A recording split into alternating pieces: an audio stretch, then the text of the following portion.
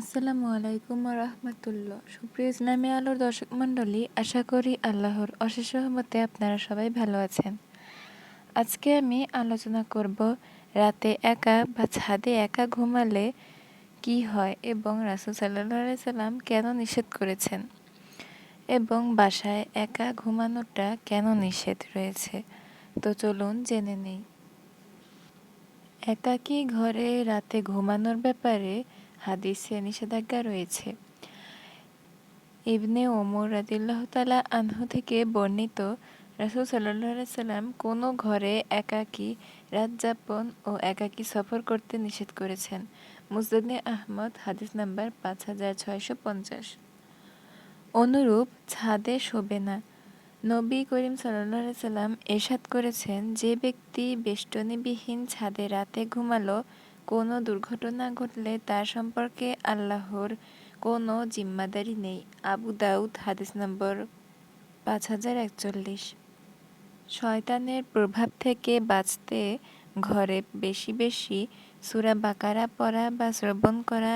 এ ব্যাপারে নবী করিম সাল্লাল্লাহু আলাইহি সাল্লাম বলেছেন, তোমরা সূরা বাকারা পড়ো, কেননা এর পাঠে বরকত রয়েছে এবং তা বর্জন করা আফসোসের কারণ, আর বাতিলপন্থীরা এতে সক্ষম হয় না। সহিহ মুসলিম 804। রাসূল সাল্লাল্লাহু আলাইহি সাল্লাম বলেছেন, তোমরা তোমাদের ঘরগুলোকে কবর বানিও না। যে ঘরে সূরা বাকারা পড়া হয় সে ঘর থেকে শয়তান পালিয়ে যায়। সহিহ মুসলিম হাদিস নম্বর 780। আর মালামাল ও টাকা পয়সা নিজেদের হেফাজতে আয়াতুল কুরসি পাঠ করা উচিত।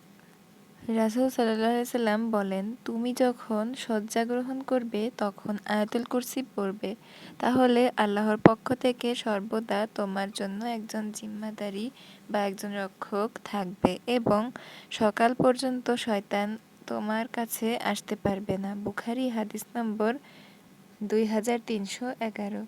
তাই আমাদের উচিত যে ঘরে টাকা পয়সা ও মালামাল আছে, কোথাও যাওয়ার আগে আল্লাহর নাম নিয়ে আন্তরিক বিশ্বাস নিয়ে বিসমিল্লাহ বলে দরজা বন্ধ করে দেওয়া। কেননা যে ঘরকে আল্লাহর নামে বন্ধ করা হয়, শয়তান কখনোই তা খুলতে পারে না। আল্লাহ আমাদের সকলকে এগুলোর প্রতি আমল করার তৌফিক দান করুন, আমিন। আজকের এই ছোট ভিডিওটি কেমন লাগলো অবশ্যই কমেন্টে জানাবেন। ভালো লাগলে লাইক কমেন্ট শেয়ার করে দিবেন এবং যারা আমার চ্যানেলটি এখনও সাবস্ক্রাইব করেননি তারা এখনই সাবস্ক্রাইব করে দিয়ে পাশেই থাকবেন। আজকের মতো এখানেই বিদায় জানিয়ে শেষ করছি। আল্লাহ হাফেজ। আসসালামু আলাইকুম রহমতুল্লাহ।